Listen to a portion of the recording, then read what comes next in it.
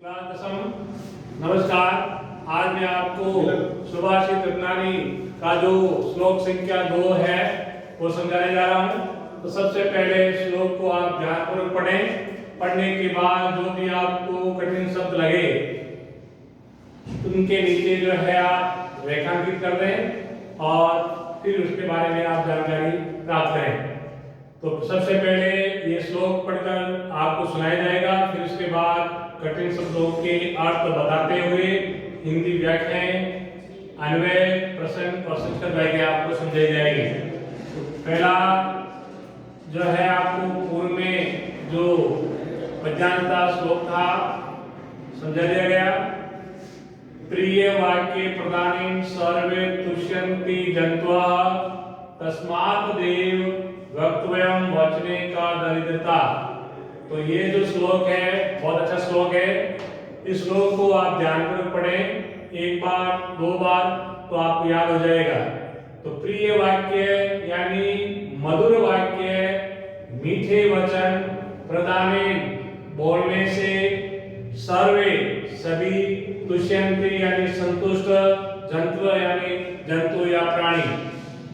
प्रिय वाक्य बोलने से सभी जो है जंतु या प्राणी जो संतुष्ट होते हैं। तस्मात् वैसे, वक्तव्यम बोलने से, वैसी वाणी बोलने में कौन सी, क्या यानी कौन सी, दरिद्रता यानी गरीबी या कंजूसी। वैसी वाणी बोलने में कौन सी कंजूसी है, कौन सी गरीबी है।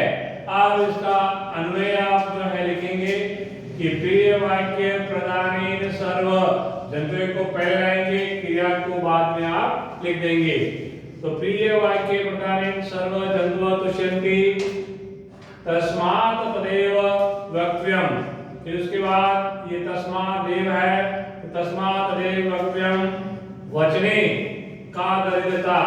तो इस वाक्य का जो है निर्वाद इस प्रकार से है कि प्रिय वाक्य बोलने से सभी जंतु या प्राणी संतुष्ट होते हैं। वैसी वाणी बोलने में या वैसा वाक्य बोलने में कौन सी जो है कंजूसी या गरीबी है। अब इसका अनुवाद आपको समझाया जा रहा है कि कवि जो है कहता है कि मधुर अर्थात मीठी।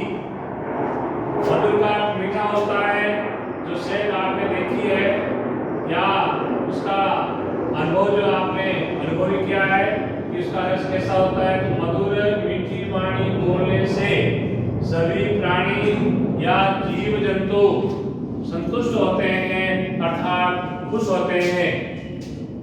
इसलिए वैसा ही बोलना चाहिए अर्थात वैसी ही मधुर वाणी जो है बोलनी चाहिए।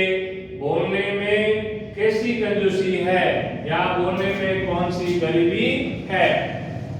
अब इसका प्रसंग जो है पूर्व में आपको बताया था मैंने पद्यांत संख्या 1 में, वैसे ही पद्यांत संख्या 2 में इसका प्रसंग लिखना है।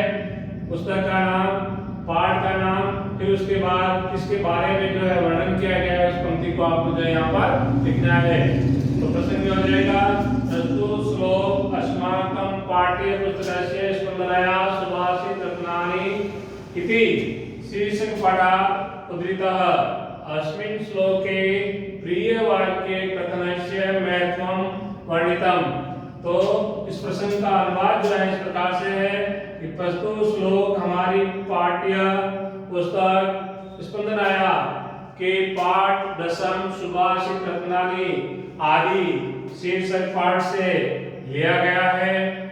इस श्लोक में प्रिय वाक्य के कथन का महत्व का वर्णन किया गया है। प्रिय वाक्य कथन से का अर्थ है बोलने के महत्व का, वर्णितम का अर्थ है वर्णन किया गया है। अब आपको जो है आगे संस्कृत व्याख्या जो है समझाई जाएगी। तो संस्कृत व्याख्या में मैंने आपको बताया था कि जो शब्दार्थ है उसी का दूसरा पर्यायवाची शब्द आपको लिखना है कि उसका दूसरा अर्थ क्या है या इसका पर्यायवाची शब्द क्या है। जैसे प्रिय वाक्य प्रदान का अर्थ हो जाएगा, प्रिय वाक्य का अर्थ होता है मधुर वाक्य, प्रिय का मधुर वाक्य का वाक्य हो जाएगा।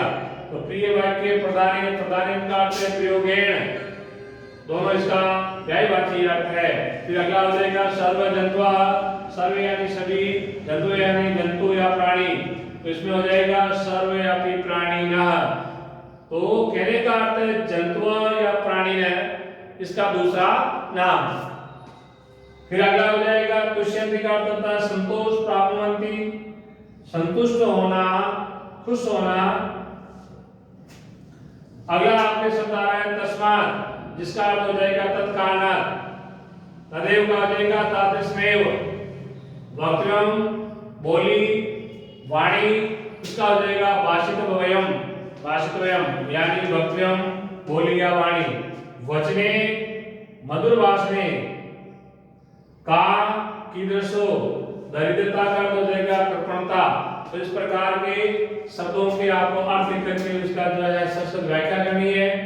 पूर्व में जो पद्यांश समझाया गया आपको ध्यान से उसको याद करना, फिर पद्यांश संख्या 2 जो है आपको समझाई गई है, इसको ध्यानपूर्वक पढ़ें, तो इसका जो है हिंदी अनुवाद, अन्वय, प्रसंग और संस्कृत व्याख्याएं याद करें।